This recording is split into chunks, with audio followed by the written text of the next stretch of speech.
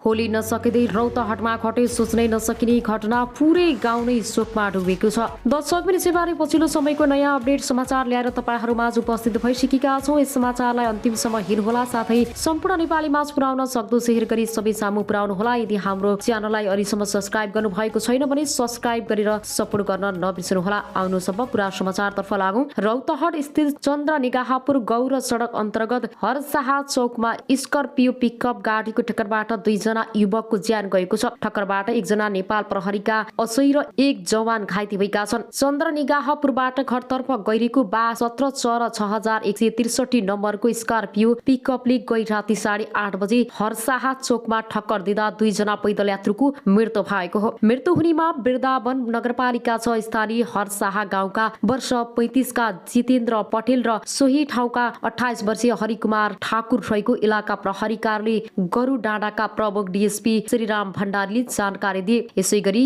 गाडीको ठक्करबाट ड्युटीमा रहेका प्रहरी चौकी हरसाहा प्रमुख असै उपेन्द्र यादव र यसै गरी जवान मुस्तफा असारी घाइते भएका छन्। असै यादवको गरुडा स्थित सामुदायिक अस्पताल र जवान अंसारीको वीरगञ्जमा उपचार भइरहेको डीएसपी भण्डारीले बताउनु भएको छ। ठक्करबाट गम्भीर घाइते भएका ठाकुरको उपचारको क्रममा स्थानीय अस्पताल र पटेलको उपचारको लागि एम्बुलेन्सबाट भरतपुर जाने क्रममा राति मृत्यु भएको डीएसपी भण्डारीले जानकारी दिए। ठक्कर दिने गाडी चालक मौलापुरका सञ्जय पाण्डे र अर्का गाडीमा सवार सोही ठाउँका कुन्तन पाण्डे पक्राउ परेका छन्। मृतकका आफन्तहरूले दुवै हरसाहा चौकमा राखेर दोषीलाई कारबाही र क्षतिपूर्तिको माग गर्दै बिहीबार बिहानैदेखि प्रदर्शन गरिरहेका छन्। सो क्षेत्रमा सुरक्षाकर्मी परिचालन गरी चन्द्रा निगाहपुरबाट गौर जाने गाडीहरूलाई वैकल्पिक बाटोको प्रयोग गरिरहेको इलाका प्रहरी कार्यालय गरुडाले जनाएको छ।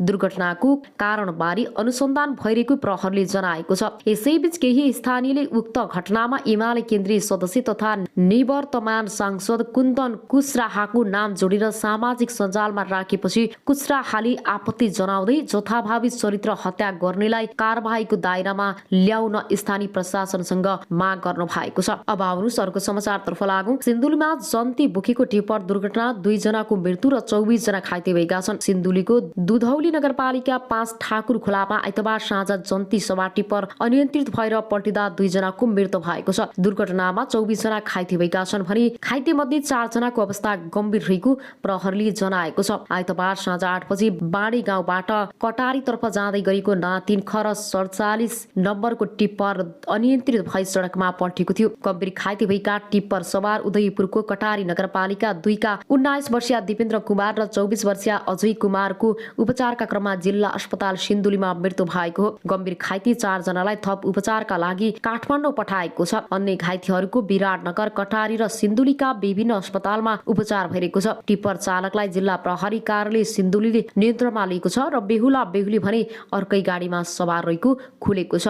अब आउनुहोस् अर्को समाचार। प्रहरीले 12 घण्टा भित्री पक्राउ गर्न सफल भएको हो। उनीहरूले बलात्कारपछि नाबालिकाको टाउकोमा ढुङ्गा र बियरको बोतलले प्रहार गरेर गम्भीर घाइते बनाएका थिए। छाडीमा फेला पार्दा उनी रगत्याम्य अवस्थामा थिइन्। यौनाङ्ग र ताम्य अवस्थामा भएको प्रहरीले भेटाएको थियो। बालिकालाई फागुन 27 गते मोरङको बेलबारी 8बाट खेल्दै गरेको अवस्थामा चोकफन चकलेट दिई ललाई फकाई गरी पीडितको घरबाट 250 मिटर उत्तर पश्चिम दिशाको घर वरिपरिमा करडी गरी बियरको बोतल तथा ढुङ्गा प्रहार गरी ज्यान लिएको कार्यालयका प्रमुख एवं प्रहरी उपरीक्षक जनार्दन जीसीले बताउनु भएको छ। अभियुक्तलाई प्रहरीले शारीरिक र प्राविधिक अनुसन्धानबाट घटना भएको 12 घण्टामा पक्राउ गरेको उपरीक्षक जीसीले जानकारी दिए। उनीहरूलाई श्राद्ध 1 अस्पताल 1 पसलमा मांसपेशी गरी मामा घरमा गएर बसिरहेको अवस्थामा पक्राउ गरेको प्रहरीले जनाएको छ। आरोपी अजय चौधरी 2 वर्ष अगाडि 2 वर्षीय बालिकाको अपहरणमा मुद्दा करार चलान भई गएको मङ्सिर 18 गते अदालतको फैसलाबाट रिक्त भएका थिए। बालिकाको सब विवश अवस्थामा फेला परेको उपरीक्षक जीसीले बताउनु भएको छ। अभियुक्तलाई पूर्व पक्षका लागि 5 दिन अदालतबाट म्याद थप गरेको छ भने घटनाको आरोपमा आजीवन कारावासको माग गरेको प्रहरीले जनाएको छ। करिश्माको अन्तिम संस्कारमा उनका परिवार भक्कानी घटना देखिएका सबैका आँखा रसाए। बिचरी त्यति सानी बच्चीमाथि यस्तो घटना भएर स्थानीय विश्व निरौला भन्छन्। उनका बाबुआमाले अनेक सङ्घर्ष गरेका थिए र त्यो घटनाले हामी सबैलाई त्रासी दिएको छ। अहिलेसम्म आमाको होस खुलेको छैन र राजकुमारका छोरा केही समय यता बिरामी छन्। 2 छोरी मध्ये 1 जना शारीरिक अपाङ्गता भएकी छन् र उनी बोल्न सुन्न सक्दिनन् र काममा नगएपछि राजकुमारलाई आफूसहित 5 जनाको जीवनको धान्न धौधौ भएको छ। गाउँका महिलाहरूको समूहले चन्दा उठाएर उनलाई सहयोग गरिरहेका छन्। समाचारतर्फ लागौँ। समाज सञ्चार जगत र बुद्धिजीवी उद्योग व्यापारी व्यवसायी पनि सरकारको तर्फबाट धन्यवाद ज्ञापन गरिएको लेख बताए। सबै मुलुकहरूसँग मैत्रीपूर्ण सम्बन्ध कायम गर्ने नेपालको परराष्ट्रिय नीतिको मर्म अनुरूप छिमेकी राष्ट्रहरू लगायत अन्य कुनै पनि राष्ट्रका विरुद्ध नेपाली भूमि प्रयोग हुन नदिन नेपाल सरकारले प्रतिबद्धता व्यक्त गरेको उनले बताएका छन्। त्यस्तै देशको आर्थिक विकासमा सहयोग पुगाउनेमा मित्र राष्ट्र, दात्री निकाय, क्षेत्रीय एवं अन्तर्राष्ट्रिय सङ्घ संस्थाहरूप्रति पनि सरकारले आभार व्यक्त गरेको छ। बैठकले विभिन्न प्रसारण लाइन आयोजनाको लागि जग्गा प्राप्त गर्ने र प्रारम्भिक कारबाही चलाउने अधिकारी तोक्ने निर्णय गरेको छ। विशेष अदालतको अध्यक्षमा उच्च अदालत पाटनका न्यायाधीश श्रीकान्त पौडेल र सदस्यहरूमा न्यायाधीशहरू रमेश कुमार पोखरेल र यमुना भट्टराई, शालिग्राम कोइराला र बलभद्र वास्तुला र खुशी प्रसाद थारूलाई तोक्ने निर्णय गरिएको छ। त्यसैगरी राजस्व न्यायाधिकरण काठमाडौँको कानून सदस्य एवं अध्यक्षमा उच्च अदालत पाटनका न्यायाधीश टेक प्रसाद ढुङ्गानालाई तोक्ने निर्णय भएको छ। खानेपानी महसुल निर्धारण आयोगको अध्यक्ष एवं सदस्य सिफारिस समितिको सदस्यमा भूपेन्द्र प्रसाद आर्यलाई नियुक्त गरिएको प्रवक्ता कार्कीले जानकारी दिनुभयो। सरकारले भूतपूर्व ब्रिटिस गोर्खा सैनिकहरूलाई सम्बोधन हुन बाँकी रहेका मागहरूका बारेमा संयुक्त अधिराज्य सरकारसँग वार्ता गर्न संयुक्त अधिराज्यका लागि नेपाली राजदूतको नेतृत्वमा नेपाली प्रतिनिधि मण्डल गर्ने निर्णय गरेको छ।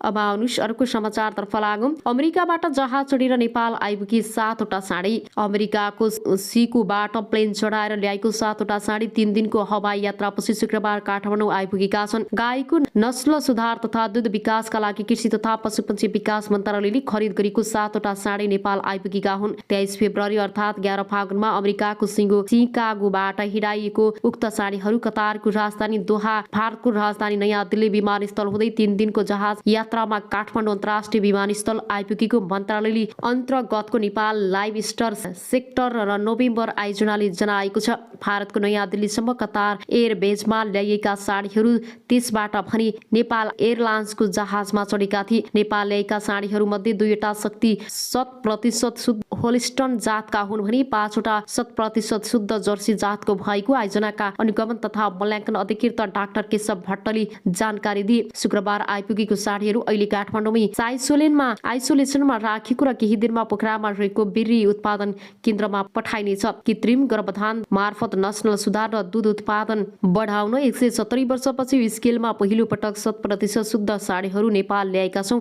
यस राष्ट्रिय पशु प्रजनन कार्यालय पोखरामा लगेर नस्ल सुधारमा प्रयोग गरिनेछ। भट्टले अनलाइन खबरसँग भने जङ्ग बहादुरले 1907 मा ल्याएपछि पहिलो पटक अमेरिकाबाट साँढे ल्याई आयोजनाको दाबी छ। नेपाल ल्याएका मध्ये 2वटा साँढे शुद्ध होस्टेल र 5वटा जर्सीका साँढे हुन् र 10 देखि 12 महिना उमेरका यी साँढेहरूको कुल 2300 किलो छ। साँढेहरू नेपाल ल्याउन मेडग्रम नामक सप्लायर्सले ठेक्का पाएको थियो र सिकागोदेखि पोखरासम्म पुर्याउन कुल 1 करोड 30 लाख सप्लायर्सले ठेक्का पाएको आयोजनाले जनाएको छ। दूधका लागि किसानले व्यावसायिक रूपमा पालेको गाईमा उन्नत जातको नस्ल सुधार गर्न यी साँढेहरू ल्याएको भट्टले बताए। राष्ट्रिय पशु प्रजनन कार्यालय पोखरामा यी साँढे मार्फत संकलन हुने बेरिय स्थानीय नेपाली गाईलाई क्रस गराउँदा 50% सम्म गुण सर्छ। यसले हाम्रो गाईहरूको दुग्ध उत्पादन क्षमतामा बढ्छ र अनुगमन तथा मूल्याङ्कन अधिकृत डाक्टर भट्टराईले भने 18 देखि 21 महिनाका हुँदा वयस्क हुने यी साँढेहरूबाट उत्पादन हुने बेरिय नस्ल सुधारका लागि उच्च कोटिको हुने राष्ट्रिय पशु प्रजनन कार्यालयले जनाएको छ।